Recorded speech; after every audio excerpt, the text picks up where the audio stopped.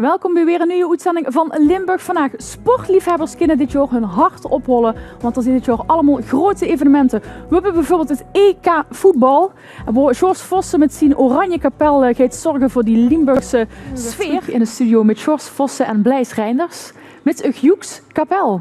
Of moet ik zeggen Joeks Harmonie? Nee, Joeks Harmonie. Joeks Harmonie. Ja. Joeks Harmonie, ja, het EK staat eraan te komen. Ja.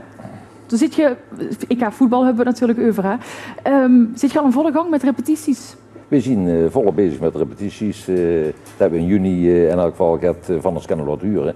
En we hebben gisteravond nog een waanzinnig goede repetitie gehad voor het nieuwe jaar. Want het is toch altijd wat speciaals. En ja, dat ging uitstekend. We kregen er af en toe nog een beetje kippenvel van als we dan hier wie die schuift om boven wie die steeds volop beginnen te blazen. Ja, want zullen we even beginnen bij het begin. Je zit een speciale Joeks Harmonie, hebben we net al genoemd. Ja. En die gaat altijd met op speciale evenementen. Ja, oranje evenementen. Oranje evenementen en dat is altijd op een ludieke, bijzondere manier. Ja, en er zijn een hoop mensen en daar kunnen ze een hoop lol maken met muziek. En we hebben altijd een hoop mensen erbij zelf. We begonnen meestal met 240 man. En, aanhang, fans in het? Ja, gewoon mensen die mee willen. Nu is het zo dat we 40 man, een beetje organisatie hebben, 30 muzikanten, 30 muzikanten. En gaat cameramensen, de koningin gaat mee, de prinses gaat mee, de prins gaat mee, allemaal lookalikes natuurlijk. En dat doen we. En dan houden we nog een flauwekul mute, dan gaan we de vangsten verregelen, dan gaan we balkonscènes verregelen, ook in Oekraïne.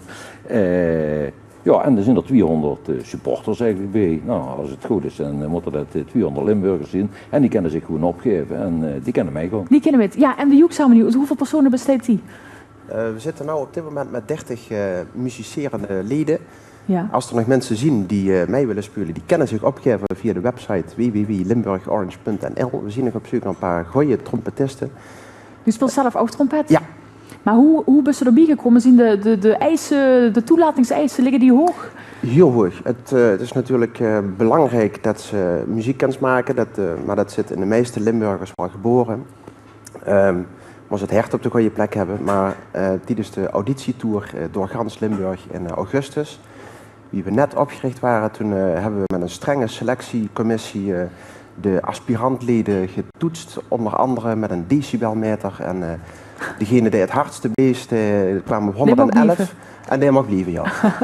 En hoe held speelt toe?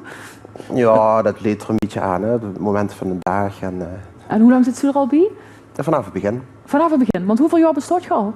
Nee, dat is vorig jaar. Oh, nu bedoel je van het begin. Zien we pas mee begonnen met echte Limburgse muzikanten en Limburgse kapel. Maar we doen het wel al. Ik hoor zeker gedood dit al langer, toch? We hebben al veel langer reizen hebben we in feite georganiseerd. Toen was het nog met Joeks kapel Sokkerpeek en nu hebben we dat met een Limburgse kapel. Ja, Limburg Sokkerpeek was een tegel eigenlijk en nu is dat echt met een Limburgse kapel. Ja, en wat gaat er in de Oekraïne, of in Polen, nee, Oekraïne is het nu, hè? Oekraïne. Ga ik wat naar de Oekraïne, wat gaat er precies gebeuren? Nou, we gaan door 4 dagen hier.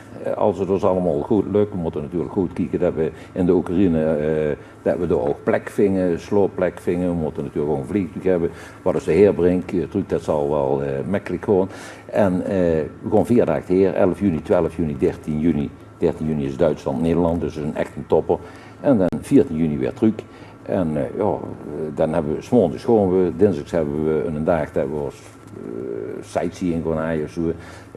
En op de woensdag is de wedstrijd Service Duitsland-Nederland. Ja, dat is de hele dag feest, trouwens een dag te vuur ook. En een dag dan ook gewoon weer terug. Dat is eigenlijk een beetje het programma. Ja, er was uitspraak dat je met een hele bijzondere trein zou gaan. Ja, nou, we hadden eigenlijk gehoopt dat Nederland zou loten voor Polen. Dan hadden we mijn eigen trein kunnen gaan, daar sting alles al voor in de steigers dat ging gebeuren. Ja, toen was Friedrich Service die loting en toen bleek ineens dat Nederland moest naar Oekraïne. Ja, toen viel eigenlijk het hele plan in duigen. En toen dachten we van nou, dat doet dus allemaal niks. Dat heeft ook met kosten natuurlijk te maken. Het is een verre reis. Ik kan ze niet even zo maar heen. Dan moest toch een vliegtuig pakken. Nou, hebben we soortendaags een mini-topje gehouden van nou, wat doen we nou? Zullen we dat toch maar even vergeten? Maar dat bloed was al een struimen, dus het was erg snel was de beslissing genomen. Nou, we moeten het gewoon regelen en we moeten wat kijken dat we dat rond krijgen en dat gaat het lukken. Ja, dus nu word je met een speciale vliegtuig doorheen. Ja. Ja, en hoe zit het met de verstaanbaarheid als je er in de Oekraïne aankomt? Hoe gaat dat? Nou, dat gaat helemaal goed komen. Ja? Kijk, wij Limburgers staan natuurlijk bekend om onze gemoedelijkheid en het is een taal die universeel is. Maar we vertrouwen natuurlijk ook een klein beetje op het gezond verstand. Er is gisteren de eerste les Russisch geweest van onze Olga. Olga heeft ons proberen bij te brengen hoe ze bijvoorbeeld beer bestelt. Ja, hier zien we Olga. Ja, Olga heeft ons bijgebracht bijvoorbeeld 3 bier is dan 3 piva. 3 piva. Piva en 1 pivo en 3 piva. Oh, dat komt helemaal goed. Hè? Dus dat komt wel goed. En we hebben onze eigen beermeester, die kreeg natuurlijk een aparte les nog. En dit was de eerste les. En ik verwacht dat we er nog heel veel meer krijgen. En is iedere wekelijks heb je genoeg les? Of hoe gaat het? Dat weet ik eigenlijk Wat, niet. sorry? Ja, De les, hoe vaak krijg je nog spraakles? Nou, zolang als het nodig is. Hè. Zolang het we nodig zullen is. het toch een beetje verstaanbaar moeten maken. Maar we hebben nog behoorlijk wat repetities. En nou, ik denk dat we toch eindelijk per maand moeten toch het Russisch leren. En nou goed, en dan maken we het plannen voor wat we wel niet nodig hebben dan. Als we doorzien. Want de kent zich toch niet, de kent er niks lezen. Dus ze zullen toch een beetje die taal moeten spreken. Want het grote probleem is eigenlijk de taal door. In die stad waar we herkomen, er wonen 1,4 miljoen mensen. Maar er spreekt eigenlijk niemand Duits of Engels of Limburgs ook niet, hè? Ja, Limburgs ook al niet. Maar straks wel een beetje natuurlijk, dat komen ze natuurlijk ook wel dat wordt je hun, ja, leren. precies. Ja, en dat is wel een probleem. En als er dan straat, bijvoorbeeld als er straat goed loopt, dan krijgen ze nou allemaal van die gekke borden met allemaal die gekke tekens. Dat is dan dat Russisch, want Russisch is door de voertaal. Ja, dat kunnen we gaan niet lezen, kunnen we niet uitspreken en dat is de week niet. Dus dat wordt wel een hoofdstuk apart. Ja, je moet wel weer goed terugkomen, hè? Ja. Ja, dus Olga heeft toch nog wel het werk te doen, schat ik zo in. Ja. Ja, een tijdje terug was je in Bethlehem. Ja. Ja, hoe was dat?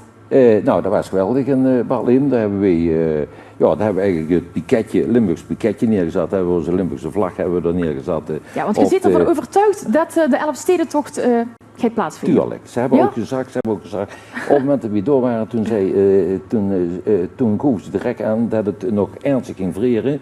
Ja. En dat het heel slecht weer zou gaan weer. Nou, Ja, tot nu toe dat is dat ze. niet het geval Nee. geweest. Maar toch nog steeds dat Maar vertrouwen het is zit er er. gegarandeerd in. Het is nu zo warm geweest. Het is nu nog ook zo warm. Nou, dan moet ook binnen een maand of 2 maanden, dan moet het ook echt Het moet toch wel een keer gaan En vriezen, ik huur inderdaad. dat er genoeg water in Friesland is, heb ik vandaag op nieuws gehuurd. Dat is ergens stijgen. Ja. Nou, als het nu gaat vreren, dan heb je genoeg om op hebben te ze ook genoeg schaatsen. water overal. Precies. En dan kunnen we schaatsen en dan komen we er uiteraard. Ja. Nog even terug over het programma voor het EK voetbal. Wat voor nummers gaat je spelen?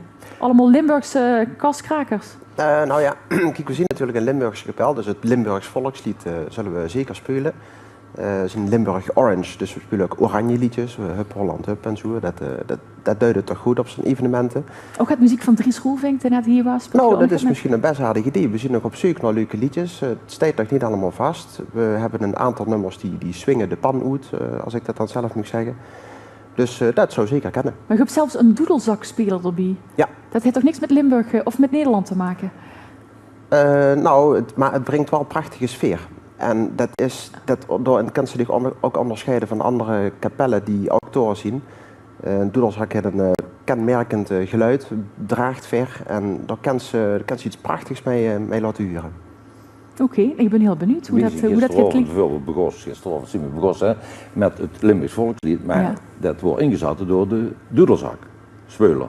En niemand speelde, maar iedereen zong wel met de hank op het hecht en dat wordt aangezet door onze doedelzakspeler. Was echt jouw kippenvel van. En dat is een Limburger dan wel, die op de doedelzak speelt? Echte Limburger. Oké, nou. En die heeft zich dat goed geleerd. Maar hij speelt ook zo gewoon nog een instrument. Hij speelt een trombone, hij speelt als hij niet op de doelzak wil. Dus niet de kans op de doelzak, want dat verstaat zich natuurlijk niet. Nou, ik wens u nog heel veel succes met de repetities, met de verdere voorbereidingen en we gaan nog in de gaten houden.